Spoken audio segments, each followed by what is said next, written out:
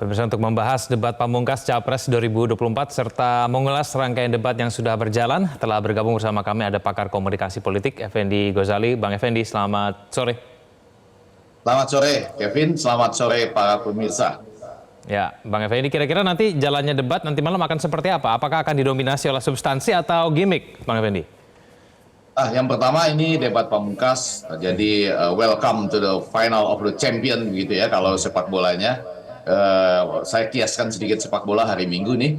Tapi yang kedua yang untuk langsung menjawab apa yang Kevin sampaikan tadi, ya menurut saya debat ini bagi ketiga capres ini punya posisi yang berbeda atau potensi yang berbeda. Kita tahu di luar sana, lepas dari berbagai pernyataan lembaga survei, kami menemukan bahwa masih banyak pemilih yang siap berpindah atau menunggu debat ini. Coba saja Anda interview langsung mereka di lapangan. Nah, dengan demikian posisinya menjadi berbeda. 1 dan 3 jadi Anies Baswedan dan Ganjar Pranowo perlu memanfaatkan debat ini untuk, kalau Anda ingin bahasa bagusnya, memperbandingkan, contrasting, atau bahasa lugasnya itu attacking ya, terhadap apa yang sudah disampaikan selama ini oleh 02 atau Prabowo Subianto. Itu kalau tidak dimanfaatkan saat ini, maka agak sulit mengejar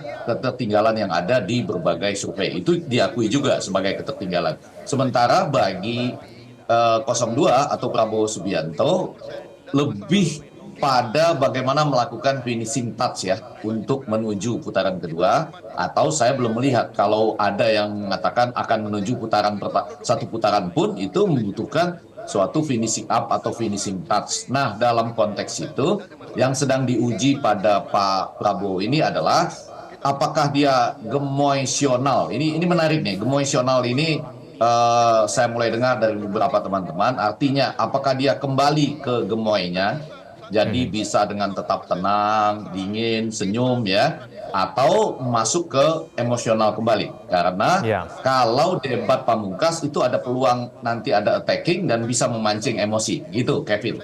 Tapi kalau dilihat dari debat pertama sampai debat keempat, Bang Effendi, yang menjadi sorotan dan kemudian diterima dan dibicarakan oleh publik itu yang mana?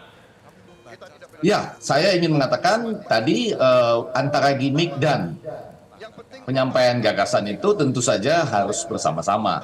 Selama ini gimmick dan gagasan itu nanti resultantenya atau katakanlah titik temunya pada yang pertama itu seberapa layak gagasan-gagasan itu dikemukakan secara benar, jadi akurasi. Tapi pada bagian kedua khusus sebetulnya untuk negara-negara yang relatif berkembang, lebih khusus lagi Asia dan Amerika Latin, lebih khusus lagi Indonesia, orang itu tidak boleh juga menyerang terlalu tajam dalam bentuk gimmick maupun dalam angka-angka. Jadi memang menyebut 11 dari 100 pada waktu itu dianggap terlalu tajam.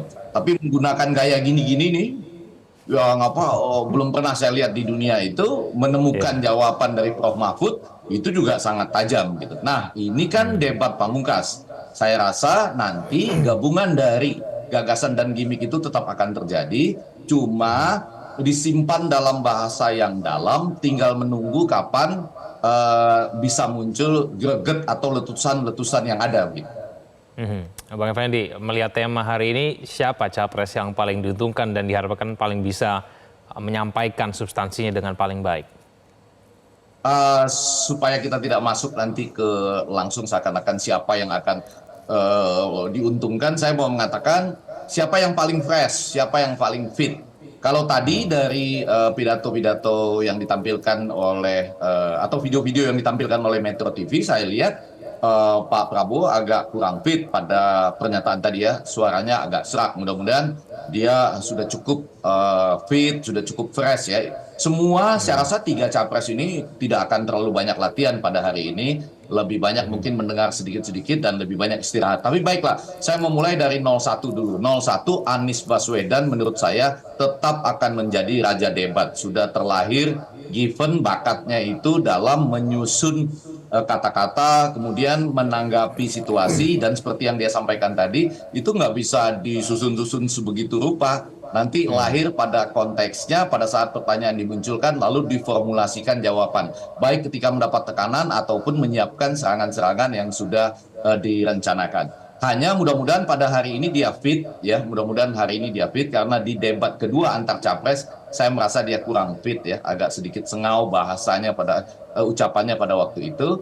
Dan hati-hati saja untuk memperhitungkan antara rasio serangan dia dengan rasio yang disampaikan juga oleh Ganjar, diimbangkan dengan juga menggunakan beberapa istilah yang tidak terlalu tajam. Jadi saya tidak berharap ada angka 11 dari 100 atau apapun itu. Nah itu untuk nomor 02 lagi-lagi ini bahasa ini mudah-mudahan bergema pada sore ini dan bisa dijadikan masukan. Mudah-mudahan itu tadi gemoisionalnya itu tidak terjadi. Memang agak sulit belakangan ini bagi Pak Prabowo untuk kembali ke gemoynya karena dalam debat dua debat terakhir itu baik Pak Prabowo maupun Gibran terpancing ya dan keluar dari hal-hal yang dianggap wajar dalam debat. Namun demikian tentunya paling tidak Pak Prabowo berusaha menahan diri saja ya dan kemudian menjawab apa-apa yang sudah dia lakukan itu sudah cukup baik. Nah yang untuk 03 Ganjar Pranowo saya selalu merasa bahwa ini adalah calon presiden yang berpengalaman sama seperti Anies dan paling tenang menunggu momentum. Dia bisa setiap saat mencuri momentum terbaik. Jadi kalau bicara siapa yang diuntungkan, saya rasa tiga-tiganya punya hal-hal yang bisa dilakukan selama ini terkait dengan pendidikan, kebudayaan, kesehatan, tenaga kerja, kemudian inklusi, kesejahteraan rakyat, semuanya punya. Tapi potensi memang berdasarkan pengalaman di daerah itu akan ada pada Anies Baswedan dan Ganjar Pranowo. Jelajahi cara baru mendapatkan informasi. Download Metro TV Extend sekarang.